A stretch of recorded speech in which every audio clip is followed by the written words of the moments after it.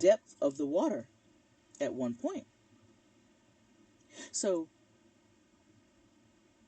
Ezekiel's vision was not just talking about what will be, but what was. And that alone should cause us to just yearn for the return of Christ, yearn for the return of a relationship with God that we once had, returning to be the creature that He initially designed us to be, with everything we needed present, all the fullness, all the provision, all the warmth, remembering that Adam and Eve was naked.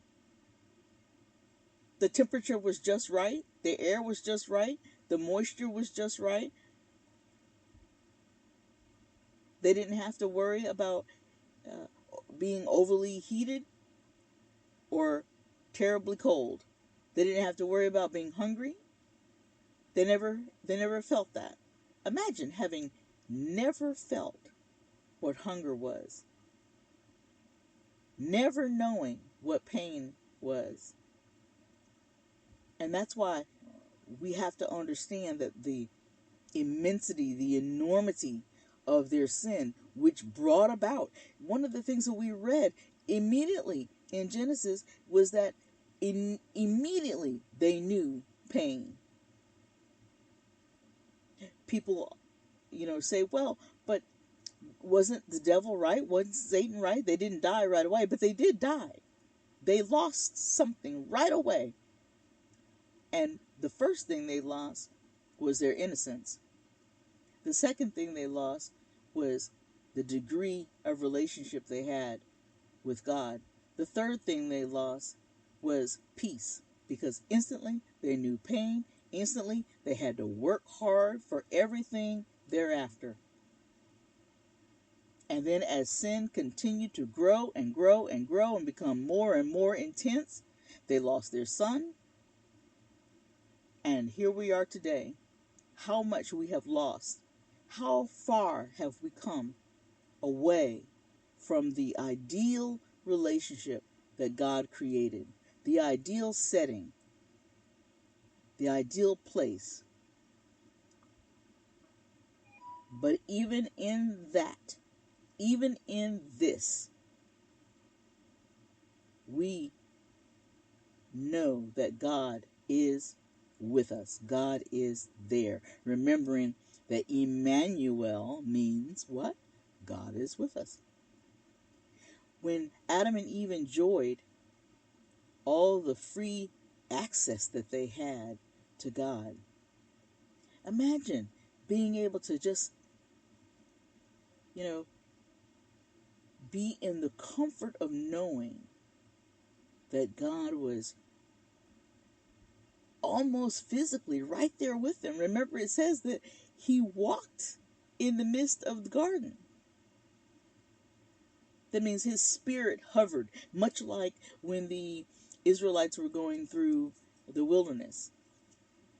He was the pillar of fire by night and the pillar of cloud by day. But they saw it. Wouldn't it be an immense experience if you had that visual right in front of your face, that presence right in front of your face every day? That free access directly to the Spirit of God right there with you? You would never have to then imagine it. It was right there. You'd never again have to wonder, where is God? Because you could see Him right there. You would never have to think about, am I in His will? Because let me just tell you, if God was sitting beside you, if God was manifestly in your presence, I don't think you would be out of His will. I think it would be hard for any of us to be deceptive toward Him at that moment. I think it would be hard for any of us certainly to deny him, because there he would be right in your presence. I think it would be hard for you to think of being, quote, bad, end quote, because God would be right there. But the point of it is, God is here. Even when we are doing things and saying things that we know are out of his character or out of the way that he would want us to behave, we know that God is watching.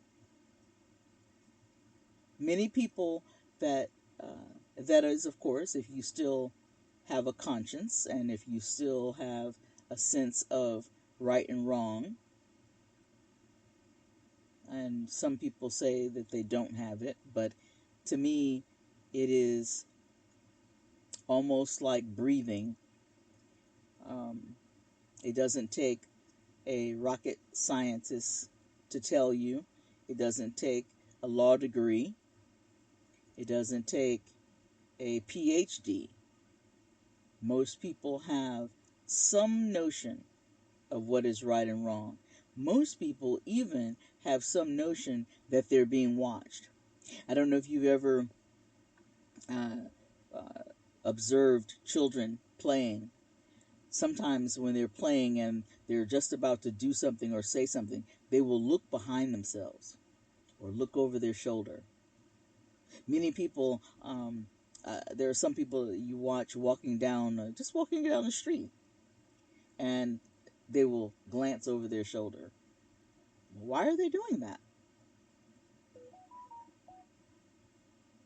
Or how about when you decided you were in your mind, you were thinking, no, I'm gonna say such and such to so and so. When I see them, I'm gonna tell them off, and then something in your mind hits you and corrects you.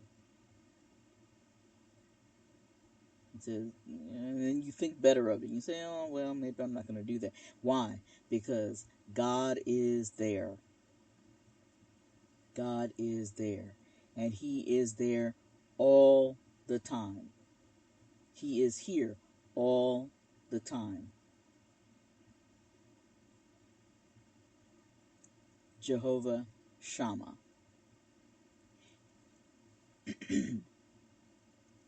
And then there is another word that people may not be familiar with, and that word is pneuma. Pneuma.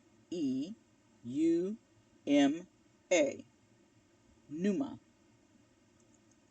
God is spirit, and his worshipers must worship in the spirit and in the truth. John 4:24. You know, after you first ask yourself, does God really exist? Then you ask yourself, if there is a God, what is God like? And remembering that that is the way this podcast began. We're attempting to understand that. So here in this scripture, John is relaying something that Jesus said. And he said, God is spirit. In other words, God is essentially immaterial and invisible, as a spirit would be. He, again, as a spirit, is not confined to a church, a temple, a home, a closet, a car, or any space.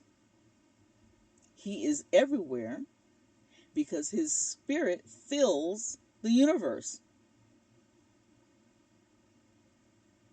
You can meet him anywhere you choose to go. Remembering that Psalms, I think it is 139, that says, even if you go into hell, there he would be with you. If you go to the highest summit of a mountain, he would be there too. If you go as far as west as you could go or far as east as you could go, he would be there. It seems to add to the name Jehovah-Shammah, but it really should give us a more fuller idea. So, other biblical words for spirit are also found in the Old Testament, and one Hebrew word for spirit is ruach. R-U-W-A-C-H, ruach. And it literally means wind, breath, mind, air, or spirit. Pneuma is the New Testament Greek word, and it actually translates power, wind, breath, state of mind, or ghost. Now, don't just let those words wash over you. Think about what we have said. Ruach in the Hebrew, wind. God is spirit, God is wind. Breath. God is spirit, God is breath. Mind. God is spirit, God is mind. Air. God is spirit, God is air.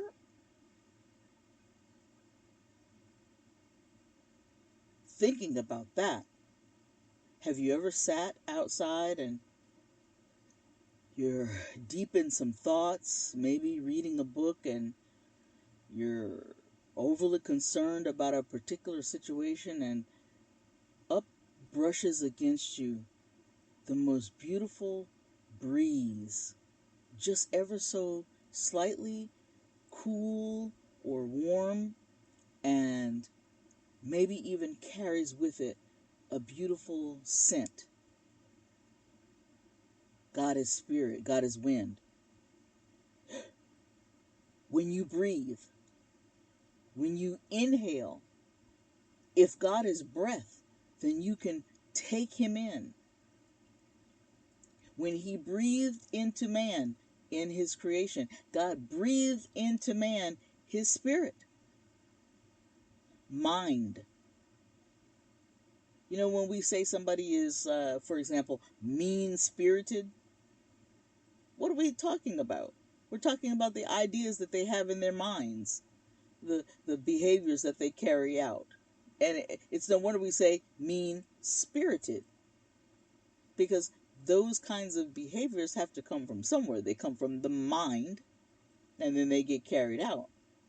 But if we look at the essence of who we really could be, we would understand that we too are spirit. We also have flesh, but we too are spirit. What about air? Now, you might think that that's the same as wind, but wind is a moving air, right? You might also think that that's the same as breath, but breath is when you inhale or exhale. But here, air. God is spirit, God is air. So it is clear that he is, in fact, everywhere. If we just look at the Greek word pneuma, look how powerful this is. The first translation of pneuma is power. God is power. In other words, it is his essence. Power is his essence. And then also pneuma, spirit, state of mind. State of mind. Has anyone ever asked you, what's in your spirit? How is your spirit? When someone asks you, how are you feeling? Sometimes it's interesting if you really listen to a person's response when you ask them, how are you feeling? Oftentimes they're not telling you how they're feeling in the physical sense, right? They're telling you how they're feeling in their minds, what their emotions are, what their state of mind is.